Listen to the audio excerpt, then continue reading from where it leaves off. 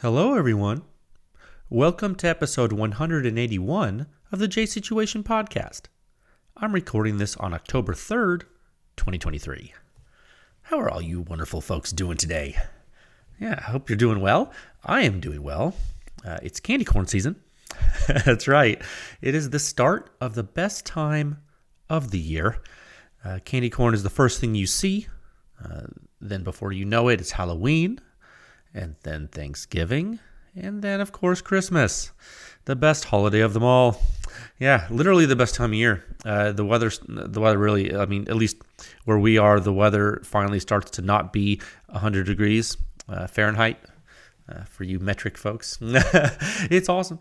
It's my favorite time. Also, it's deer season, so yeah, it's really the best. This is the freaking best, guys. Actually, the photo I'm posting with this podcast is showing a potential deer hunting setup.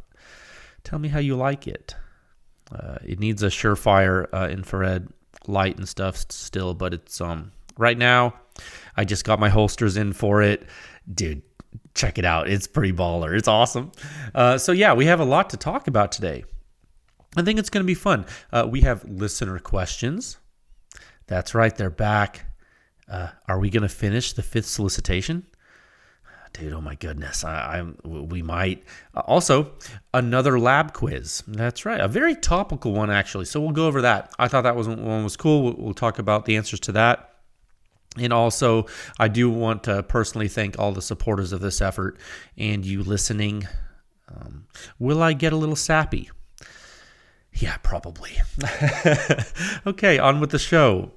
The J Situation Podcast is proudly sponsored by Legion Athletics. That's right. It's pretty cool. You know, I do find that we are in alignment, PEW Science and the J Situation Podcast and Legion Athletics. It's pretty cool. Nothing you do, exercise, sports, really anything is worth doing without consistency. So, you have to do it all the time if you want to be good at it. And Legion Athletics can help. They got whey protein and pre-workout and post-workout. And you'll be looking through all their stuff and you might ask yourself, man, do they have everything I need? And the answer is probably not. But they do have a lot of it, okay? So visit legionathletics.com. There's a link in the show notes. Use code word PEWScience to save 20% off of your first order. And if you keep using that code for double loyalty points, you'll end up getting a net 10% off everything going forward with points using that code, no matter how much stuff you buy. It's pretty cool. I tell you what, actually, I was using their blue raspberry flavor pre-workout. I believe their pre-workout called the Pulse stuff. I love it. So I wanted to try some different flavors. So I recently started using the blood orange flavor. And I tell you what, I'm sort of an orange type of guy when it comes to, food and drinks and stuff. Like I just think orange is so good. And so anyway, the orange flavored pre-workout. Oh my goodness. Oh, dude. Anyway, enough about that. Get strong. It's important. Go to legionathletics.com. And this podcast is also brought to you by Top Gun Range Houston. That's right. If you're in the Houston area, and even if you're, just passing through, maybe you got a business meeting and you're only going to be there, for a couple days, head on down to Top Gun Range. They're worth checking out. In addition to having a 15-lane indoor range, they have the largest firearm rental fleet in the entire state of Texas. That's right. You can rent pistols and rifles and shotguns and machine guns. Imagine that business trip. You got some time to kill. The boss doesn't expect you back in town for a little while. Go shoot an MP5. Live a little. Bring Joe from accounting with you, or I don't know. You can check out their firearm rental fleet on the website at topgunrange.com. You can also find them on Instagram at topgunrange. Go check them out.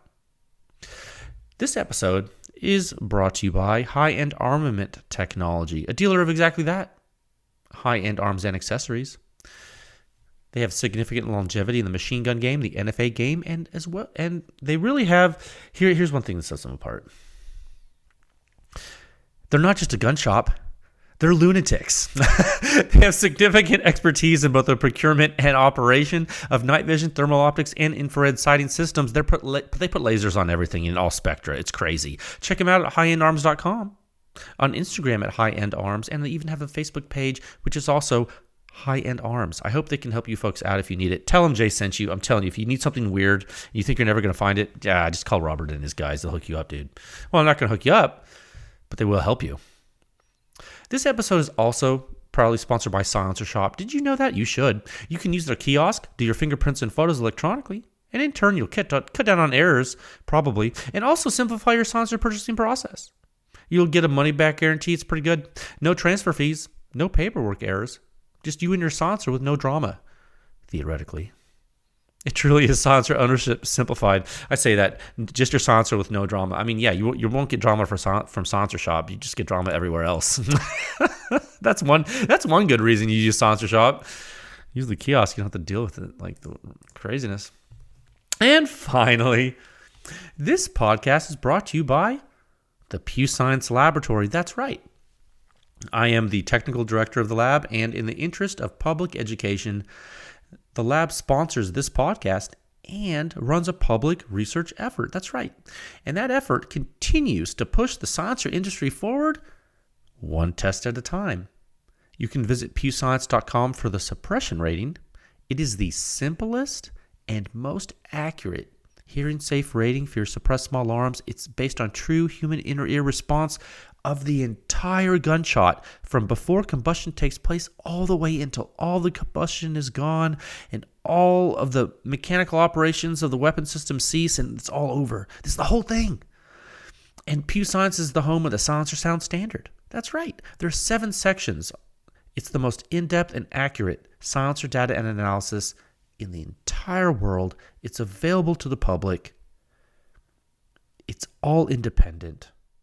We don't make silencers. We don't sell silencers. We don't distribute silencers. We don't design silencers. All we do is test them for you. Check it out at pewscience.com. And you can support this podcast. You can support the PEW Science Lab. You can support all the public testing that's done for all of you by joining with a membership at pewscience.com. It would be great if you did. And if you're not into that, that's cool. You can also use the donate feature on the review page or the podcast page. Every little bit helps. That's really, really nice if you do that. And you know what? If times are tough and the economic indicators are giving you pause, that's okay. Something that's free and doesn't cost you anything is giving this podcast a good rating on Spotify or iTunes, your favorite podcast provider. Give it all 5 stars there. It let folks know that silencer guns are awesome. And basically, it's normalizing the use of suppressed small arms through mass education. That is the mandate of the effort. 3 topics for you today, like I said. Topic 1, listener questions are back. We continue answering the questions from the 5th solicitation. Are we going to finish it? That's a solid maybe. Strong maybe. Strong maybe. Topic 2, PEW Lab Quiz number 7. Oh my gosh, we're on 7? That's right. 7th one. Oh yes, a simple one. It was a simple quiz. Wasn't too hard, but it might be one of the most important quizzes they've done so far. I know they've only done 7 of them, so how important could it be? You say, well, how do you use the PEW Science Suppression Rating? How do you use it? What is it for? Are you using it correctly? Let's go over the answers to the quiz and make sure folks are all on the same page, and we'll talk about that in topic 2, okay? Okay. And in topic 3, I just want to give a huge thank you to PEW Science members. Just as a reminder to all of you, this effort has been grassroots from the beginning, and that continues well into our 3rd year of operations. From the consumer, dealer, manufacturer, and distributor support, all the way to our professional lab testing clients, you have all combined your forces to create the greatest, truly independent third-party testing and analysis database ever published. So kudos to all of you for making that happen and continuing to make it happen. And that topic is just for me to gush over you and your kindness and generosity, really. What would the kids say? Gang, gang, gang. Let's move in. He's crazy. Oh, he's unhinged. Topic 1 at a time of 9 minutes and 51 seconds. Listener questions, baby. They're back. 1 second. Excuse me. Listener questions are back. We continue answering these very important questions from the fifth solicitation sent in by you. That's you. That's you. That's right. You listening. Let's see if we finish it. We might. I mean, we're close, guys. We started this whole listener questions thing during episode 54. We kept doing them. We ended up in the fifth solicitation. We're now on episode 181. Could this be the episode where we finish? Well, buckle up. Let's go. Let's do it. We're going to give the old college try. We might, dude. I'm feeling optimistic opening the spreadsheet here. This spreadsheet's crazy too. It's like I got a different tab. I get a different tab for each solicitation. So on the fifth tab here. All right. Listener questions. Here we go. Last time, and by the way, if you're new to this podcast, if you want to know where the listener questions, like if you want to listen to previous listener question episodes, click the metadata tag under today's episode, which will be listener questions. There'll be a little tag there. If you click that on the website at pewscience.com/podcast, it'll take you to all the episodes where listener questions were answered. It's really cool. So last time we did that, whatever episode that was, we left off on question 403, sub-question 112 of the fifth solicitation. That question was, will a silencer increase bullet velocity? If so, at what rate? And I went on to talk about that briefly because I think we talked about that a few times. So I went on to answer that and talked about how they can increase the velocity, but not by a lot. And I talk about why that is. And I talk about gas confinement and all that stuff. So if you would like to know more about the answer to that question, again, go to the listener question metadata tag, locate the episode where we last addressed these questions, and you will find your answer you were looking for, sir or ma'am. That's right. For this episode, we continue on our journey with question 404, sub-question 113. Have you begun working semi-auto 300 blackout and or tuned semi-auto 556 into the testing? Excellent question, sir or ma'am. I can answer this pretty directly. Semi-auto 300 blackout, limited amount. Tuned semi-auto 556. Yes, actually. And, it's funny. We've actually done that type of testing for years, but it's just not published. It's just not public. The only thing published for tuned 556 right now is a manufacturer tuned system from Maxim Defense. That's right. The DSX Surge. Yeah, that's their suppressed upper receiver group. In that article, I believe it was, going off of memory, I think it was 6.111. You can see how the exact same silencer that was tested on the standard Mark 18 in the previous article, you can see that exact same silencer tested again. You can see how it performs when you tune the weapon by reducing the effective gas port size. That's what that was. So all the details about the setup are in the article. And if you are a PEW Science member, I believe, if I recall correctly, you can actually see an in-depth comparison in Article 6.111 of the two systems, which might be helpful for you. Okay, so if you go, you can go check it out on the website if you're a member. Now, and the free version will still give you the gross data, but anyway. It's funny. Tuning the Mark 18, even with its short dwell time, it can help a lot of the shooter's ear, depending on the silencer, okay? Now, if you recall, the DSX has a bit of back pressure, doesn't it? It does. So it definitely helped in that case, and you can see the results. You can see how the shooter's ear suppression rating climbed pretty quickly, didn't it? Yeah. In the DSX Surge test compared to the DSX Mark 18 test. Remember, same barrel length, same lower receiver, everything. Just a different gas port size, yeah.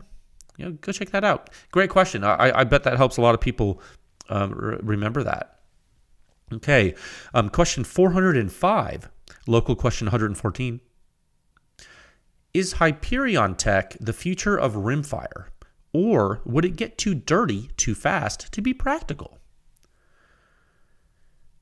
Okay, that's a good question. That's an interesting question. Let me help those folks listening who might not know what you're talking about. Okay, so this later gentleman is asking Hyperion Tech. So that's a technology in some CGS rifle silencers. It involves a couple of different elements. It has early venting to coaxial space. It has later recombination with two different stacks. So anyway, you can go read about that on the website or wherever you, or Google it or whatever you need to. So this later gentleman is asking, is that the future of rimfire suppression technology? So, and then probably the reason they're asking this is because there does exist a Hyperion 22. It's not on the market, but it exists. So, I guess to answer this, I mean, and this is pretty well known at this point, but the Hyperion technology is pretty unique, and it actually works pretty well in a lot of different applications. It's interesting. We've seen it adapted in various lengths and diameters and pressure regimes. So your specific question, is it the future of rimfire? Well, I think that there are certain elements of it that could certainly define that. Yeah, but I would also say there are a few really great rimfire technologies out there. And this is a very strange question. I would just say stay tuned. More rimfire testing is going to be published. Actually, it's been several years since we have, but we started with rimfire to showcase true performance, and we'll pick it back up again soon. Okay, we will. It'll be interesting. So I guess hold that thought. I would say. I guess that's the answer to my question. What a strange question. And this is from the fifth solicitation. So I don't know when they asked. It must have been whenever it was earlier this year. So. Maybe they had seen the 22 version of that in on social media or something. I don't know. So I hope that answers it. I know that's a little bit vague. My answer is a little bit vague, but I think your question was a little vague too. Okay. Yeah. Question 406, sub-question 115. Are you considering a Crink as a test host to go up against the Mark 18? Both have 10-inch barrels. Well, more specifically, the Mark 18 has a 10.3-inch barrel, but who's counting? So you're talking about Krinkhoff, right? So I actually wasn't really considering it at all. I wasn't considering that weapon at all for testing. But it would be cool now that you mention it. Actually, I mean they look cool. I think they look cool. Short barrel, kind of commie, honestly, but it's cool. I'm more of a American. Bald eagles are screaming in the background. You can't hear them? No. I still haven't built that AK, by the way, guys. So there's that issue. So, yeah, this could be cool. Now, I guess being more serious for a second.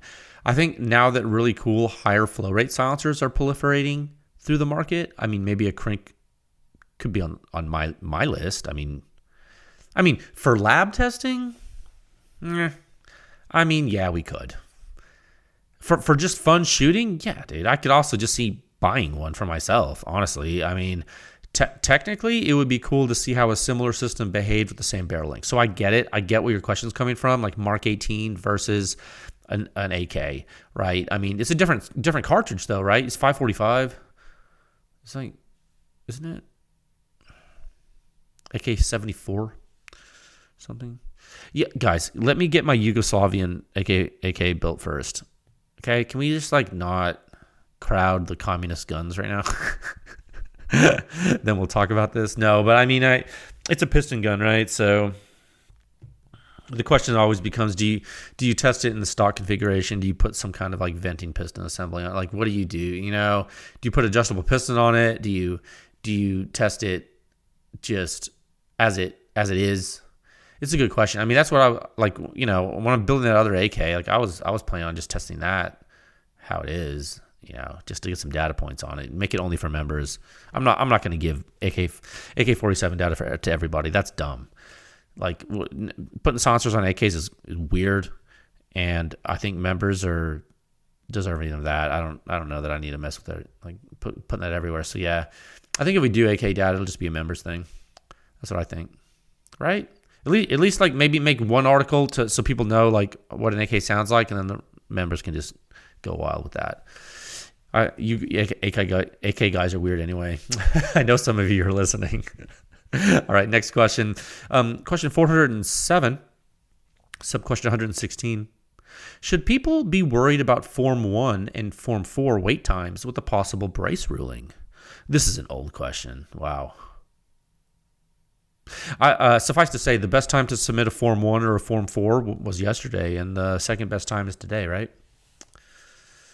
So, or I don't know how that saying goes, but don't worry about that. Just get your forms in. If you're don't wait. If you're waiting for a specific silencer, sure. But if you're like for some reason you know exactly what you want to buy and you're waiting for some other reason, well, that's not gonna do any favors. I mean, this freaking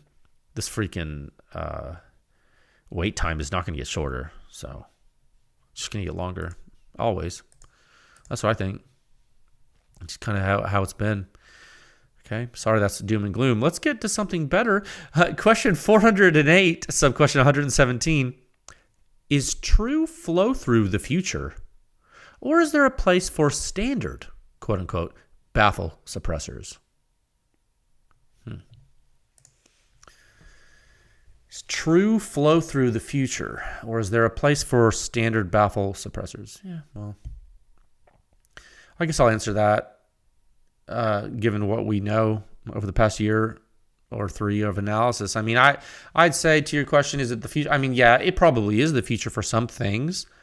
I mean, when you speak about this, I guess forget about the fact that Huxworks trademark that term flow through, guys. That's a Huxworks technology. So instead of using that word, use the word high flow rate. Okay, let's just use high flow rate. That way, like we don't like single out any brand. We're just talking about in general. And so let me restate the question: Is high flow rate the future, or is there a place for standard baffle suppressors? And I mean, for semi-automatic weapons, it's probably going to be the future due to gas toxicity. And the other factor is going to be, and this is just my opinion, I think that firearm manufacturers and silencer manufacturers still can't speak with each other efficiently. And so I think to have the best chance of weapons working properly as silencers become more popular, you're going to have silencers for the masses that influence the functions of weapons less than the traditional silencers do. You're going to have to influence the firearms less. So that's my guess of what's really going to need to happen. I mean, just looking at the increasing popularity of silencers in general, I think that you're going to need to come up with solutions that don't break guns, frankly, or don't make guns overfunction and not last as long, frankly. Now, could I be wrong about that? Yeah, I could be wrong, but I think it's a smart thought. It's a good speculation. I mean, it is interesting. You think about this. I get this. I actually get a question like this a lot. I find myself pretty much only using high flow rate stuff when I shoot for fun now.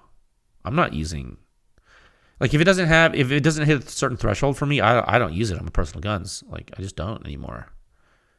It just I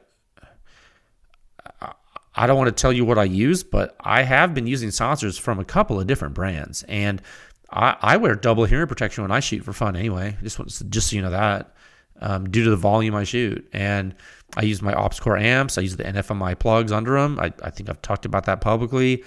So I mean, when I shoot semi-auto rifle, I like there not being a lot of toxins blowing back in my face. That's for me. I mean, I've been shooting for a long time, and I shoot a lot for testing, and I already get stuff there. And when I'm shooting for fun, I don't want to get gas in my face too. I get enough gas in my face when I'm testing. So, I've been there, done that, guys. I don't like doing that anymore. I don't like the fumes in my face. That's my personal. That's me. That's what I think. And so I'm high flow rate gain right now on rifles. personally for my personal shooting. So, this question, your question, sir or ma'am, is true flow through the future, or is there a place for standard baffle suppressors? Yeah, of course. It probably is the future. I think there's, of course, a place for standard baffle suppressors, and then you got to think, well, are there silencers that have both? Do they restrict flow in a certain way, but also vent flow in a certain way? In other words, does it use a combination? Is it a hybrid design? I think the latest member research supplement covers that. So we talked about that last episode, right? Yeah, we talked about that last episode. So I mean, there's the latest article published on the website kind of shows what can be possible and maybe not possible in subsonic, for this. So I don't know, it's a good question. I know this is an old question, but I think it's just as topical as ever. This question actually might be even more topical now. That's interesting. So, hey, these are timeless questions, guys. Timeless. That's a good question. I hope that answers it for you. Question 409, sub-question 118. Supersonic 115 grain 9mm ammo testing when? Not right now. That's my answer to that. Thanks for the question. My answer is not right now. It's not as important right now. We have bigger fish to fry. Next question. Question 410. Sub-question 119. 300 Win Mag testing? ? That's a very good question. I'm going to tell you right. And this is an easy answer. We're going to do 300 Norma Mag publicly first. We actually have done. What have we done? We've done 300 Norma Mag, 338 Lapua Mag, 338 Norma Mag for some weird contracts like years ago. But we are going to do 300 Norma Mag again. We're going to do it publicly, and you're going to see some, I promise. It is stupid expensive to shoot, but it's okay. I'm just using contract dollars to do it, and then when we do the ones that are not under contract, which we will, because it's 300. You know what the really cool thing? Oh, hold on. Excuse me. You know what the really cool thing about 300 Norma Mag, just like 300 Win Mag, it can fit through 308 silencers. Yeah, buddy. So you don't have to have some special 338 silencer. You can just shoot through 30 cal. That way, every silencer can experience the violence.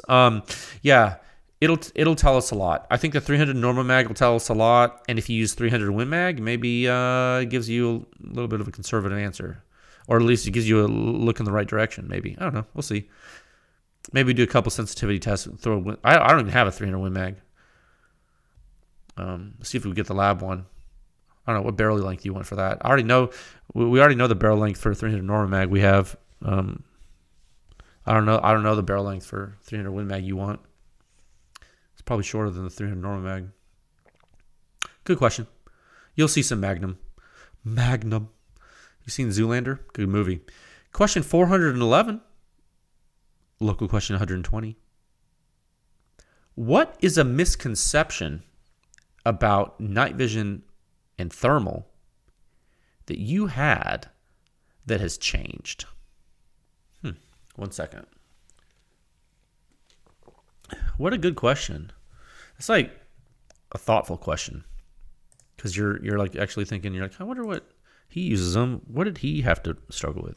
That's a good question, man. I like when people ask questions like that. Let me think. Well, I think, here's one thing. I think before I ever used like a forward-looking infrared technology, I thought it was going to be just like the Predator in the Arnold movie, like that we grew up with, right? Like I was like, for sure, it's just going to be like that. And I wasn't that wrong, but one of the things I really had to learn many years ago was the effect of humidity and the limitations of thermal technology on target ID, I think. I think once I learned more about target ID and really understanding how to use thermal, it really all clicked for me. And right now, I can pretty much pick up any thermal sight, even if it's primitive. And I personally think, this is me, I think I can get a lot out of it even if it's a primitive piece of gear, because I know what to expect and not expect. I think when I use a really good thermal, it's just so stupid easy, it's almost like cheating, it feels like. But even then, I do think you still have to respect the limitations, or you're going to be less efficient. I think as long as you know the strengths and weaknesses of thermal, you're going to have a good time. I think that if you're sitting around thinking it's a master key to dominating the universe, I mean, you're not 100% wrong on that. But too much hubris, it's going to make you have a bad time. Okay, so just be realistic, I think. I guess that probably goes with any gear, right? Thermal, night vision, or silencers or anything, right? Be realistic with your expectations. Now, you asked about night vision too. So, I mean, with night vision, I think an early misconception I had was that, like, early on, I thought maybe, like, I would never need supplemental light or anything.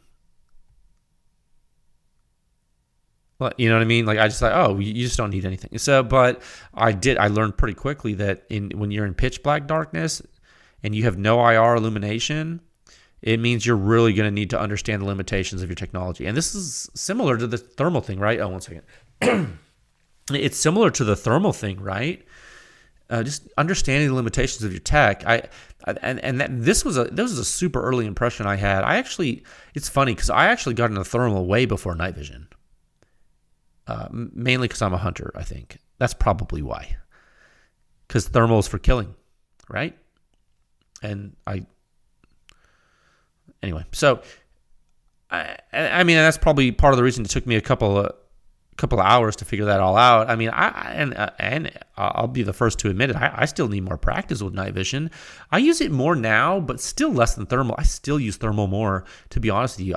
I find thermal superior for most of the things that I do. And I'm not saying it's superior for you necessarily, but just for my uses, I always feel like thermal, I get more use out of it. That's where I spend my lunch money on. Okay, but that's me. That may not be you. Everyone likes different stuff. Everyone has different needs. Okay, hope that helps. That's a really good question. I hope that helps you folks. Question 412, sub-question 121.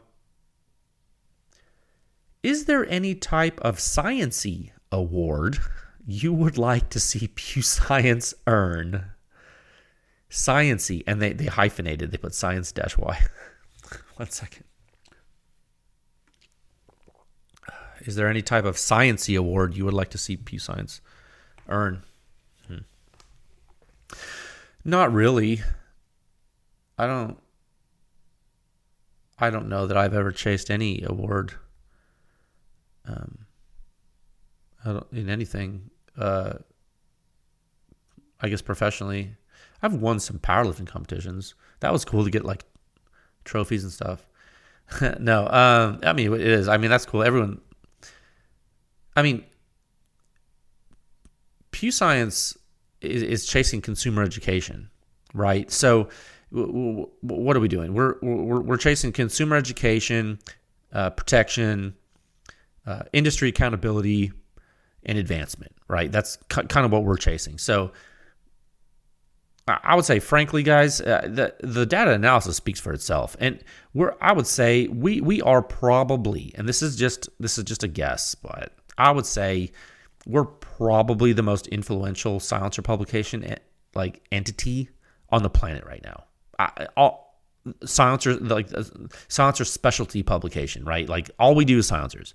You look at, I'd venture to say the data analysis coming out of this lab that's published on the website, it's going everywhere in the world, and we see it. So, I mean, we've pushed entire sections of the U.S. market to start doing things differently, guys.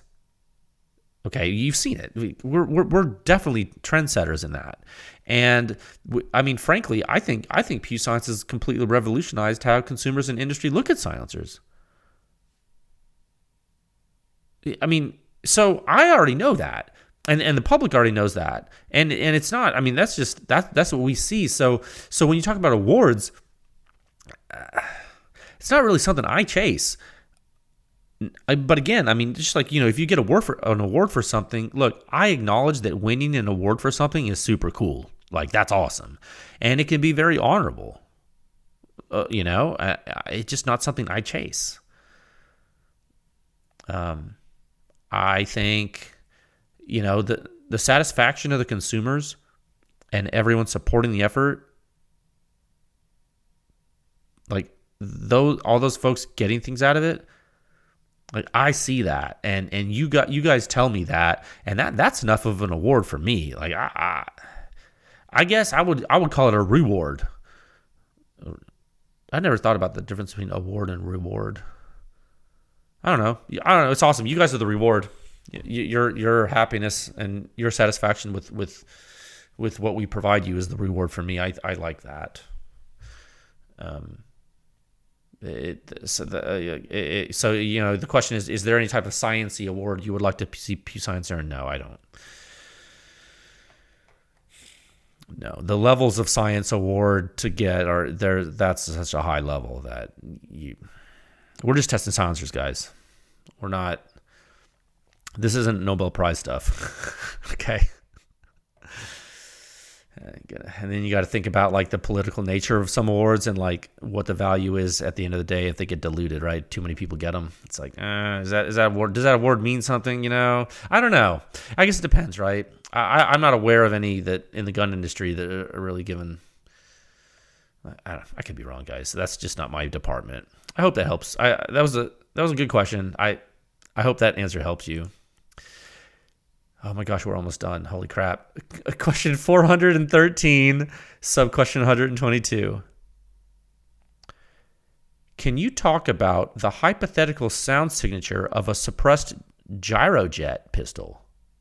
What would, and then, I transcribed this and I put ... The lady or gentleman, their answer got cut off, or it could have been that we hit the limit of the question panel because we do that often. Let me repeat the question. Can you talk about the hypothetical sound signature of a suppressed gyrojet pistol? What would, blah, blah, blah. So, okay. Actually, now that I remember this, I was transcribing this. I know, sir, your answer got cut off. I know who asked this question. I think you work at Google. It's easy for me to remember you. Yeah, and here's the thing. This is a little secret of mine. It's not a secret, but it's like how I work.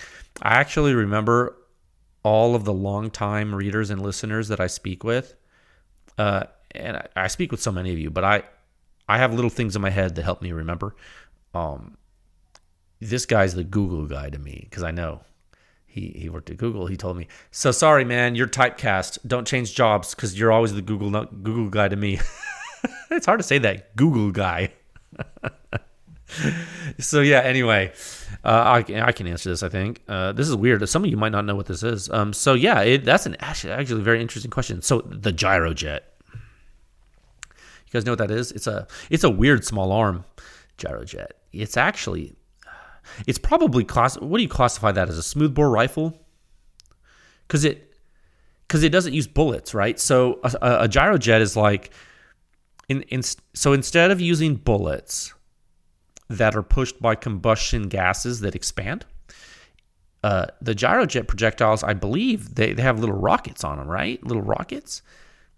And so the difference, so it's rocket propelled. It's not cased ammunition propelled. There's a difference. So the difference between a rocket and a bullet is that a rocket works by burning solid propellant, right? And it in this case probably it's not liquid. So it has solid propellant, and what it does is it lets the thrust exit the rear, and it transfers the momentum to motion, right? Well, a bullet is really just along for the ride. And how does it move? Well, it's getting pushed by expanding gases that transfer their momentum. So a rocket is like coupled momentum transfer, right? Bullet is passive momentum transfer, right? That's an easy way to think about that, I think. If you think in terms of impulse, right? Impulse acting on the bullet is externally derived. Impulse acting on the rocket is like, it's on board, dude. It's got built in. Like, that's why rockets are so cool. Like, they got their own impulse generators, dude. Rockets are so cool, guys. Like seriously, it used to be when we were kids, like, you made model rockets and everyone was into them, and it was so awesome. And so many people learned so much cool stuff. I'd never see little kids playing with model rockets anymore. I never see kids go outside either, so I don't know what that is. Maybe they're like playing video games. I mean, we play video games too, but we also like made bombs in the yard, so go figure. Anyway, don't make bombs. Obey the law. Crime. Okay, let me answer this question. Sorry. Okay, I'm getting off track. Can you talk about the hypothetical sound signature of a suppressed gyrojet pistol? Okay, now that you know what a gyrojet is. It fires these rockets, right? These little... So, how would you suppress that? Well, okay. The rocket can't stabilize like you would stabilize normally. And why is that, guys? And this is an important reason of why sound suppression would be hard. The rocket it's a smooth bore. It doesn't use rifling. Why? Is it because rifling wouldn't make it twist? No, it's not because of that. It's because it's a rocket, and so it's not moving fast enough at first. It can't get up to speed that fast. So how do they spin it? Excuse me. How do they spin it? Well, they turn the rocket thrusters at an angle. So if you turn those rocket thrusters at an angle and you confine it to a barrel, it'll spin in the barrel. That's how you spin a gyrojet projectile. So think about this, right? Where's your peak velocity happen? Because, right, spin won't matter unless you're going fast enough. Where's your peak velocity? Well, it's somewhere outside the barrel after it leaves the barrel, right? It's not a normal bullet, right? Because a normal bullet, obviously, peak velocity is like right as it exits, and sometimes like a couple diameters past, just due to extra push. But let's not know semantics. But it's your as soon as you shoot a bullet out of a gun, your muzzle velocity, we call it muzzle velocity, right? That's like the fastest. Not with a rocket. You're still accelerating with a rocket because of the onboard jetting. And your peak velocity is going to be after it leaves the barrel, okay? So, where I'm going with that, because you asked about putting a silencer on this, the sound signature from the propellant is not confined to the barrel. Right? It's coming out of the freaking rocket, dude. So, you could actually put a silencer on the gun, but probably what you would do would be to make the silencer, first of all, you probably make it larger bore diameter so you don't like mess something up. And then you probably make it super long so the rocket could get super fast before leaving it completely, maybe. I don't know. The baffle geometry would have to be super symmetric and like not let rocket thrust move something. I mean, you got to really think about this. You probably have to make some kind of spiral looking baffle or something. Or just like an empty pipe. I don't know. It's gonna be loud, probably. It's gonna keep making thrust noises as it flies. Silencing rockets is hard. Okay, that's like if you take anything away from this answer, silencing rockets is hard. Because if it wasn't, we would have flying cars, like right now, wouldn't we? If silencing a rocket was super easy, we would have flying cars. Right now. Dude, think about it. If we could make silent rockets, you bet your sweet behind I would have a rocket car. Like right now, dude. I could just turn the boosters vertical and take off vertically like a helicopter. But for real, because helicopters aren't real, right? Helicopters aren't real. Helicopters are just a thing people made up to distract us from the fact we don't have rocket cars. So forget about helicopters. What I'm saying is we don't have rocket cars because they're too loud. Look into it, okay? And that's the answer about that, okay? Question 414. Sub-question 123. This is the last question in the fifth solicitation. Okay, here it goes.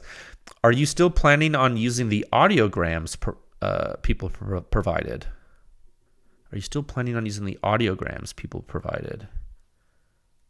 Yes, absolutely we are. I got distracted with all the research and so busy with testing and analysis in my primary career.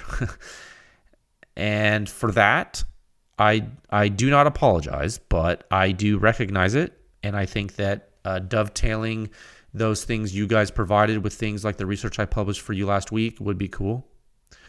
I think having some of you give subjective impressions would be awesome too, given we already have your hearing mapped. Just so you know, this audiograms these people are providing is like the mapped efficacy of their hearing spectra they got at the doctor because they might have a hearing problem. It's really cool. And some of them sent them to me because they saw the member research supplements and were like, oh my God, I wonder if this like helps understand like what some people would hear when some people wouldn't. And that's what we were looking at. So yeah, I think also having like looking at that and then having you guys shoot some guns to understand what you hear, I think that would be really cool. But at the same time, I think we need to be really responsible and not experiment on humans. That's bad. I hear that's bad. So yeah, we'll see. But no, thanks for the reminder. Actually, I'm making a note of that. I'm gonna write that down next to my timestamps I write down here. Audiograms. Thank you. I'm put that on the list for. I need to not forget that. Yeah. Oh, thank you for reminding me. Thank you for the question. I think I know who answered that, so thanks, man. So thanks, guys. That's 414 questions. This round was 123 of them. And this is a wild example. I mean, okay, first of all, this question we just answered, that's a wild example of how far some of you have gone to support this effort. Okay, so giving me your audiograms, that's crazy. I would say the fact that we've answered 414 questions is a wild example of just how much we're interacting with consumers in general. And I owe a great deal of gratitude to all of you and all of you listening. 414 questions answered on a podcast is crazy. So this, with question 123, we conclude the fifth solicitation. It has been fun. We will do the sixth one before year end. So thanks, guys. Couldn't do all this without you, literally, because you're the ones asking them. So thank you. Okay, I am literally highlighting that row, so like we always do, to prove to myself that I finished it. Hit save. Okay. Solicitation 5 complete. Close spreadsheet. I get choked up. That's kind of cool. Oh, bittersweet. I kind of didn't want to finish that. All right. Topic 2 at a time of 48 minutes and 37 seconds. Oh, that's so crazy, dude. I can't believe we're done with that. Topic 2, PEW Science Lab Quiz, number 7. Yeah, see, we get to ask you questions too. Yeah, this is a simple one though. It wasn't too hard. 1 second. Wasn't too hard. This is a very important quiz though.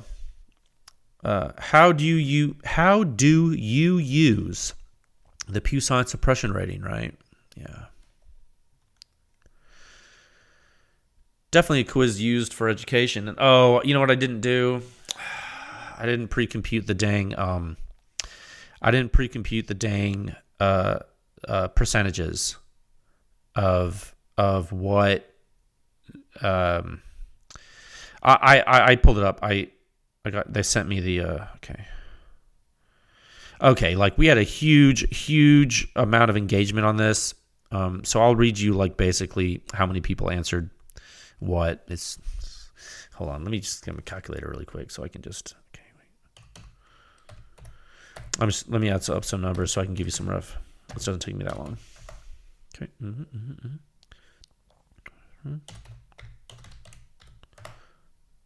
Okay, so that's all in the noise. Okay, that's stupid. Okay. Okay, that's dumb too. Okay, so it's gonna be a couple percent. Okay. And then we're gonna go.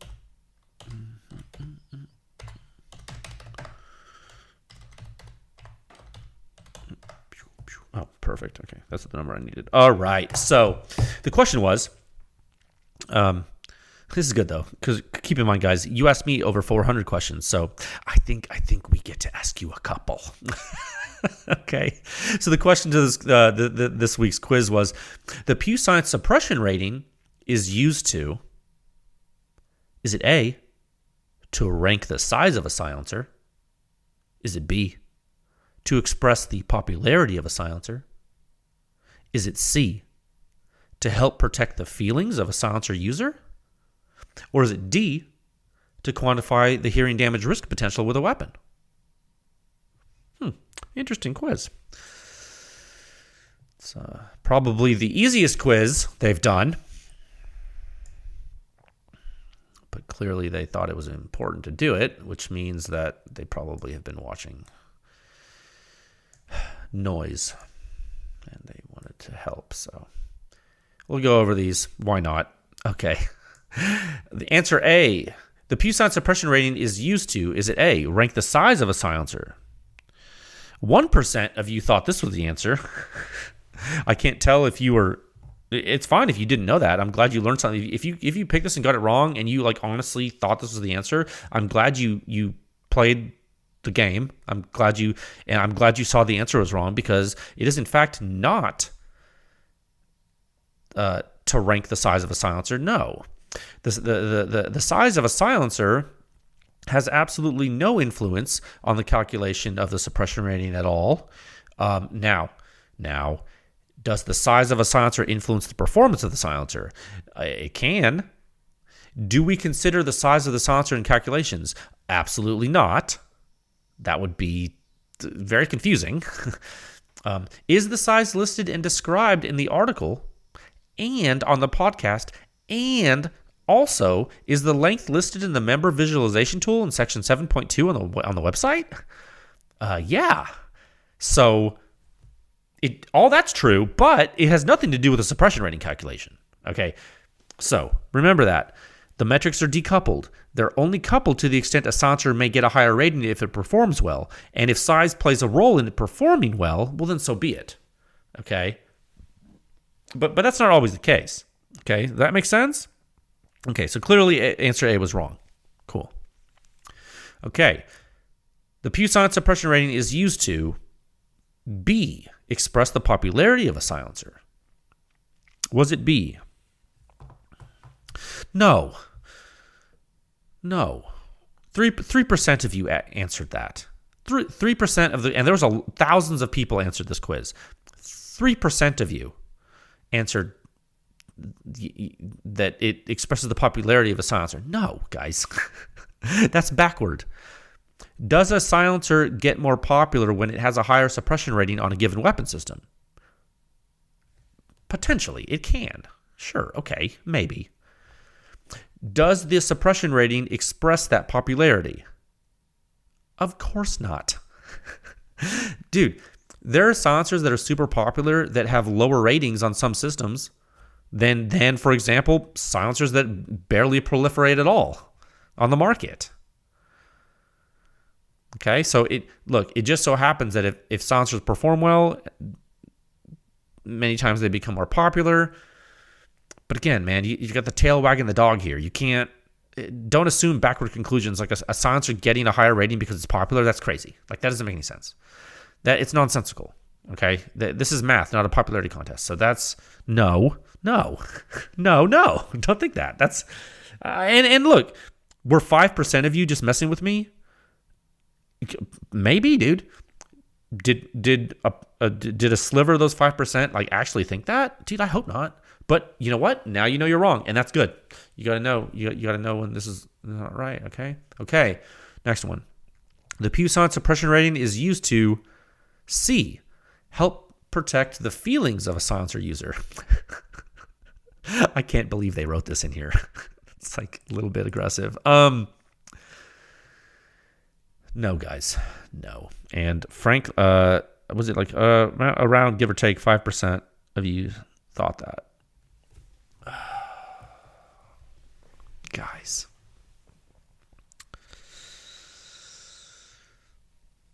The answer is no. The suppression rating is not to protect your feelings. But I will say, and this is important, I will say, and I think I actually said something like this on social media because someone commented. Someone sent me a DM about this, and I commented, and I'll kind of repeat the idea that I gave you publicly. The answer is actually partially no, just because, in fact, this would have been a great time to have more quiz options than 4 options, because I maybe would have put a partial answer in here, because one of the reasons for the nuance is that obviously this answer is wrong because the suppression rating isn't meant to address subjective things like feelings, right? Okay. However, what it is meant to address is the fear and the feelings of betrayal that folks can have when they are completely misled by marketing or folks telling them to expect something that's not real. Or, I mean, gosh, we've talked about this many times on the podcast over the years, and I said this on social media too. This whole effort, this company was founded and created by me because I was tired of not having good information, guys. The amount of YouTube videos telling me that something was Hollywood quiet when it was, in fact, not Hollywood quiet was greater than 0. Okay? The silencers I bought due to marketing that I was disappointed with were greater than 0. Okay? Now, if I, being a longtime silencer enthusiast, could be duped by all this stuff, dude, I knew the others were getting duped everywhere. I was flabbergasted. I ordered so many silencers when I got back in the game, and the Form 4s came, and this is just Form 4 silencers. I got them, and I was so excited. I was like, oh my God, these are supposed to be like the quietest things ever. And I went and I went and I shot them, and I was like, okay. I was like, that's interesting. That's not nearly as quiet as like they said it was going to be.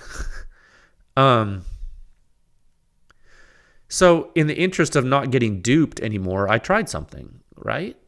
I did. And that something worked. Okay? We got PewSoft, and a year of testing and analysis privately, nonstop, and then the suppression rating was born, and then I launched it all, guys, publicly. You saw it happen. This is public record. Okay, so this answer, yeah, okay, your feelings do matter, and this entire effort was created to protect consumers, right? But the suppression rating doesn't care about your feelings. Okay, it just is, guys. It's not sentient. Okay, but knowing about it can help, and that's the point of this quiz. Despite that being an aggressive answer choice, but we got some good out of it. So the answer, the PEW Science Suppression Rating is used to D, quantify hearing damage risk potential with a weapon. Yes, that's the answer. Come on, 92% of you, give or take, chose it. Okay, it's obviously the correct answer. Hearing damage risk potential. The suppression rating is the only metric of which anyone is currently aware that we have in the industry that mirrors user experience. Okay? Yes, it's based on peer-reviewed science. Yes, it's adapted to suppress small arms. Yes, it has a nuanced use, guys. There are 3 numbers. Okay? There are 3 numbers. Composite, muzzle, and ear. The muzzle and ear are the useful ones for many of you. The composite is a super gross ranking that allows a one-stop shop to understand general performance. If you ignore the muzzle and ear, it will be bad. Do not ignore those. The only way this is going to work on a large scale, according to many people in the silencer industry who will never admit it, the only way this was going to work is if there was just one big number. Okay? And that's the composite number. Believe me, there are forces at work that wanted that. And that's why it's there. I've told you this. We could, and we may, because I'm running this, we could, and honestly, we may just get rid of the composite number. We'll see. But right now it's there. And the muzzle and ear are the metrics to really use. So just keep that in mind. But I've said this again and again. You just really need to just remember it. Now, we can do this. We can help. We can help right now by talking about it. We might as well. Wait, what time are we at right now? An hour? Okay, we're an hour in. Yeah, it's fine. We have time. I have time right now. Let's go through. Let's pick two examples. Let's pick two examples of the most commonly misunderstood uses of the suppression rating. Would that help? Okay. First example, I don't know, Mark 18. One second. Mark 18. Ubiquitous host, super popular. All the 5.56 silencers are on it. Okay, higher muzzle rating. What does that mean? It means it's less damaging at the muzzle, and because of that, late time interpretation might be perceived as less severe. What does that mean? It means it's less damaging at the muzzle, and in late time, you might think it's quieter. Okay, the reverse also holds. Okay, for that. Now, what does a higher ear rating mean? Well, it means it's less damaging at the shooter's ear. Okay. If you combine a low muzzle rating with a high ear rating on the Mark 18, you may experience a subjective impression that causes you to think it is louder than a system with a high muzzle rating and a low ear rating. Depending on your surroundings, your pre-existing hearing damage, your PPE, whatever, dude. Do not conflate what you hear in late time with the suppression rating damage risk analysis. The suppression rating is in the free field. If you have shot, here's a good one, dude. Here's a good one. If you have shot a Flow 5.56K on a Mark 18 and you thought it was the loudest thing ever, that can all be explained by what I just said. You are interpreting late time reflections and that late time sound is loud, or your near reflecting surfaces, or both. Okay, so this is and if this doesn't make sense to you right now,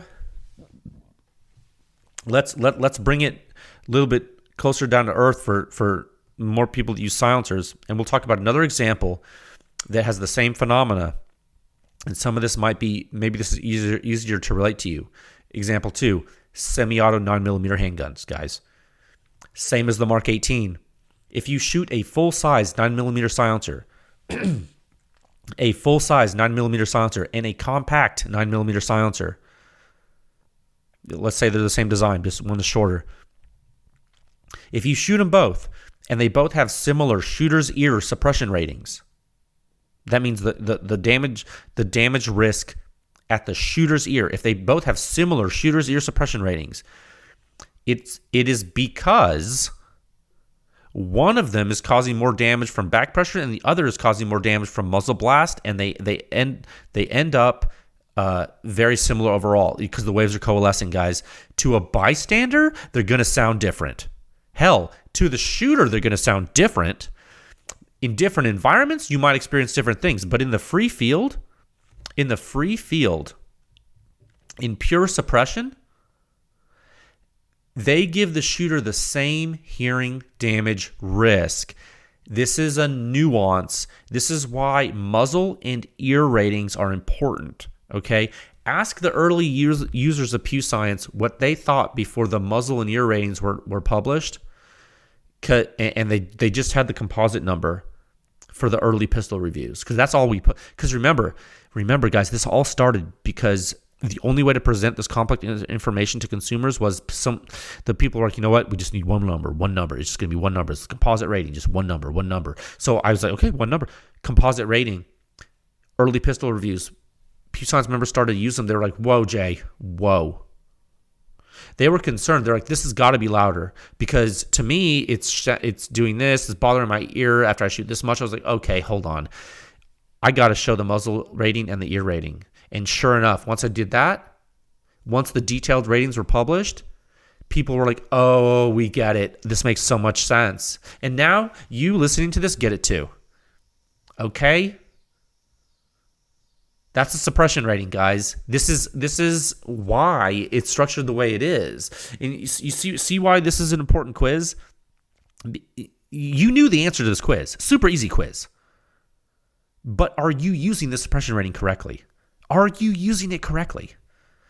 I have not seen nobody that has. I've seen people talk about it on the internet. I read stuff on the internet. I don't read a lot of stuff on the internet about this stuff anymore because it's like there's just so much lunacy online. I don't read it but some of it, every once in a while I'll browse. Someone will send me a link to something someone's saying, and so and so will be like, oh yeah, the Flow 556, the Huxworks Flow 556K is like, it's like the quietest. It's like out of all my silencers, like the quietest on my AR ever.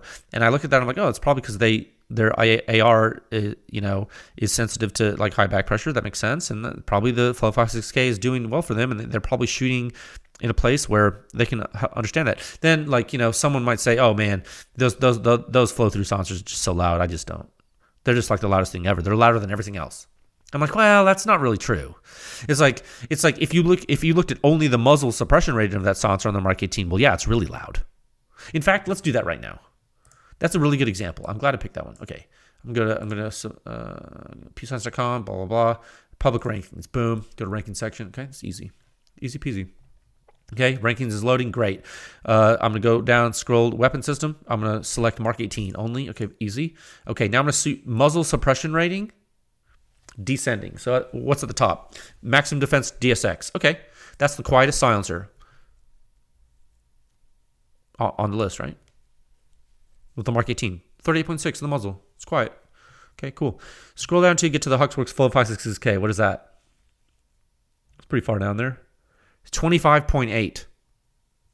Okay. So you're out of the 30 zone at the muzzle, guys. 25.8. Okay. That's pretty loud. Okay, what's around it? Knight's Armament QDC, yeah, that's not a quiet silencer. Cool, everyone knows that. Helios QD, yeah, on the Mark 18, yeah, it's kind of loud. Big old bore on that one. What else? Thunderbeast Dominus, yeah, loud. 30 caliber silencer. Okay, Razor 556 is 22. Okay, that's even louder. Yeah, that makes sense. Overboard, we know that. Salmon S, yeah, sure. Okay, so the Flow 556K. Super loud at the muzzle, 25.8. Scroll up on the page to, excuse me. Scroll up on the page to the suppression rating graphic. Let's pick that number. What's the number at? 25.8. Okay, I go to the key. Okay. It's in the loudest possible zone.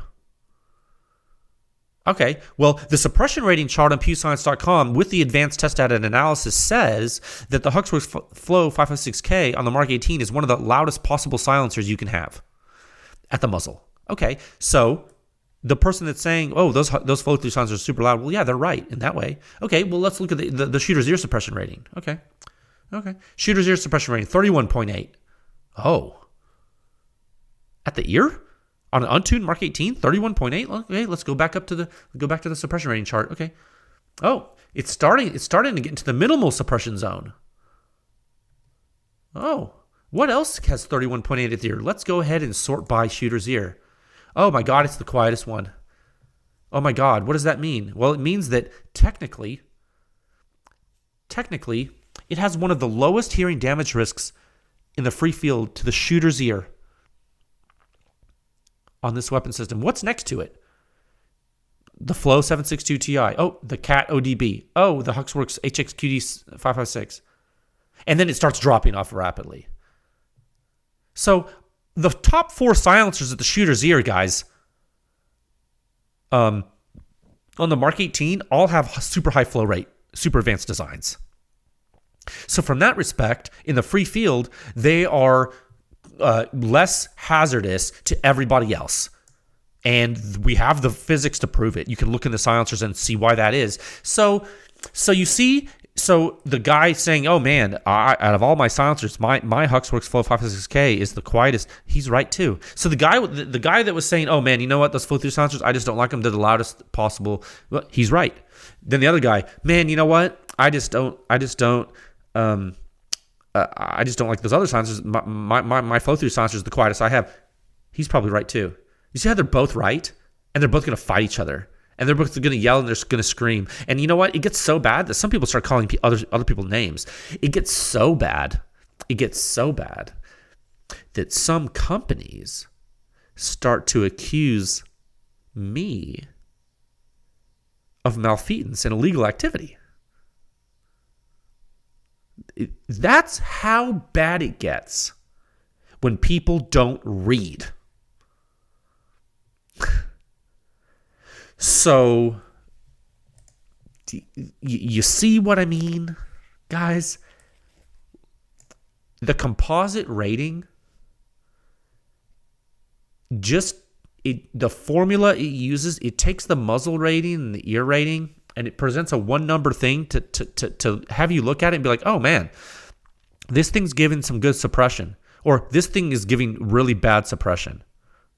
If the number's kind of high in the composite rating, maybe they look further and look at the muzzle and ear. If the overall rating is really low, chances are, guys, if you're looking for a super quiet silencer, that silencer is not going to be for you. And you cannot point to a case where that rule set doesn't hold true on this damn chart. Okay, so use the chart, guys. Sort it and use it. Don't play games with it. It's just data. It's just data and analysis. It doesn't have feelings. There are no silencers in here that are here because of anything else other than the fact that they're tested. Okay, there is no conspiracy. There is no boogeyman. It's just data. So relax. Okay, so now you know how to use it correctly. Please reach out anytime you have questions, and just know that this is important, okay? And please educate others. This is so simple. This is so simple. The reason it's simple, guys, let's go back to it just before we leave this topic. The reason this is so simple is because it's one number. It's one number. These muzzle and ear numbers, they literally are comparable to each other because it's analysis of the whole waveform. It's the only way this works. You can't do it with peak dB. You can't do it with just pressure. You can't do it with just impulse. You can't, all those other sound metrics too, like the time weighted, whatever, you can't do it with those either because of the multiple pulses in the gunshot. You can't do it. All the bolt closing signatures, everything, you need it all to be able to do it. That's why we test in the free field. That's why we boil it down to one number, the suppression rating. And that's why if I go to this table and I take off the filter for the Mark 18, I take that away. Now all the weapons are on there. And what is it? There's like, over 100 freaking data points in this table. That means I can sort by muzzle or ear in any way I want in this table. And even if there's a subsonic 22 test next to a subsonic 300 blackout test, next to a subsonic 9mm test, next to a 308 test, if the suppression rating at the muzzle or ear are similar, even if it's a different weapon system, it means the risk is similar too, even if it sounds different. Why? Because the number has everything baked into it. That's what gives it the power. That's why it's proprietary to PEW Science, because it cannot be perverted and taken away from the consumers. Understand? That's why it's protected, because of the power. You feel me? Look at it, use it, trust it, do it. I use it myself. I wouldn't be doing it if I didn't. It's the only answer I have right now. If it was better, I'd use something better. I don't see anything better yet. I have all the raw data. If there was something better, I'd use that. I have the raw data. I can calculate anything I want. You kidding me? Come on. Guys, let's go back to the beginning of PEW Science. Why was PEW Science founded? Come on. Don't listen to noise. Listen to logic. Okay, we're done with that.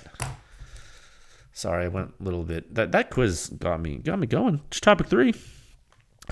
Topic 3, a time of 1 hour. We're having fun. Topic 3, a time of 1 hour, 14 minutes, and 45 seconds. Had to be said, guys. Sometimes you have to say things like that. 1 second. Topic 3. Huge thank you. I will say this. It's important for you to know. Huge thank you to PEW Science members, guys.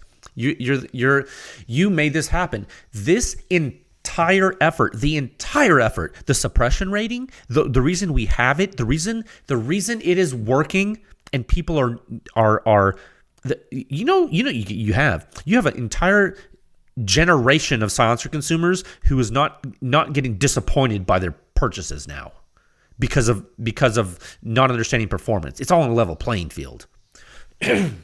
Okay, this has been grassroots from the beginning. That grassroots effort, it's continued well into the 3rd year of operations of this company. Guys, consumers, dealers, manufacturers, distributors, professional lab testing clients, everyone helps.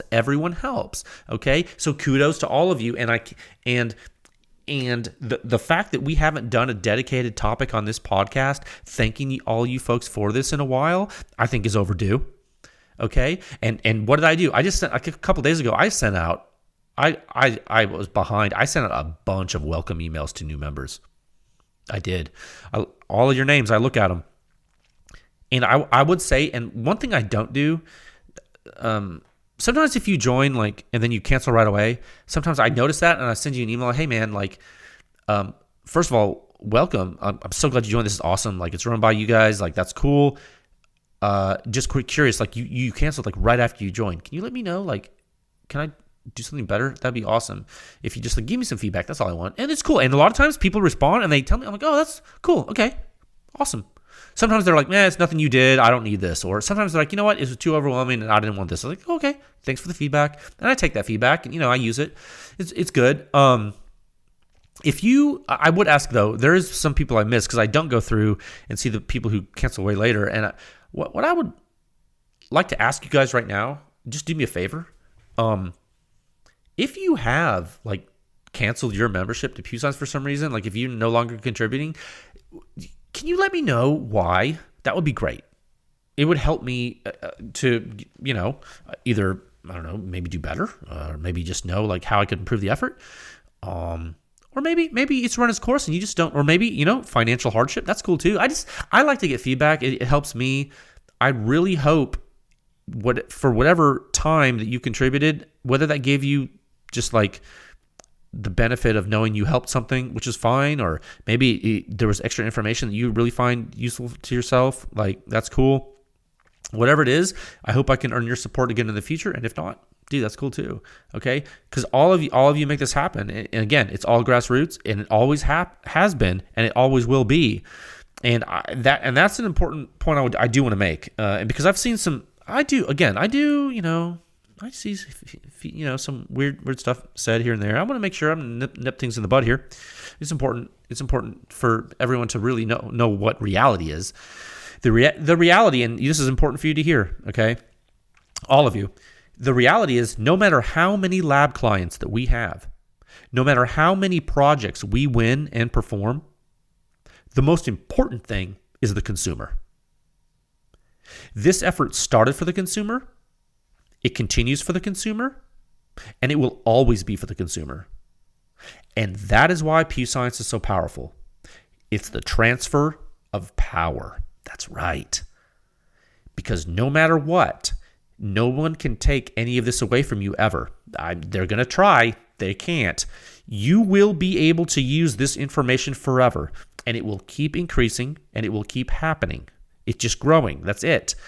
This effort, this is very important for you to understand. This is the 181st time I've spoken with you guys. This is very consistent. Listen to this. This effort is decoupled from industry. There is no industry bias, influence, or control. Nothing that is on the website can be controlled, okay? If it is a public product, it can exist on the website with no permission from anyone ever. Okay? That is the nature of public products. They can be tested, the results published, and consumers have a right to know how the products they use perform. And the only way for this to be done consistently and properly is to have it run by an entity that does not sell, design, make, or distribute silencers. And from 2019, at the founding of this company, through now in 2023, PEW Science does not sell, design, make, or distribute silencers. We are pro-consumer. We have proven it, demonstrated it, and will continue to do so as long as we are physically able. Okay? So this is for all of you. This was verbatim announced on launch day. It is for all of you, now and forever. Okay? So kudos to all of you who made it happen. And all of you continue to make it happen. We're here. It's working. It has disrupted the entire playing field, dude. Good. I like that. That's what I set out to do. Fix it. And we're fixing it. Okay? So we're going to keep going. All right? Yeah. So stay tuned, friends. There's a lot more to come. I would ask that you please stay safe. You're going to be outside a lot more. The weather's getting nicer. You're going to be shooting a lot of guns. Be safe.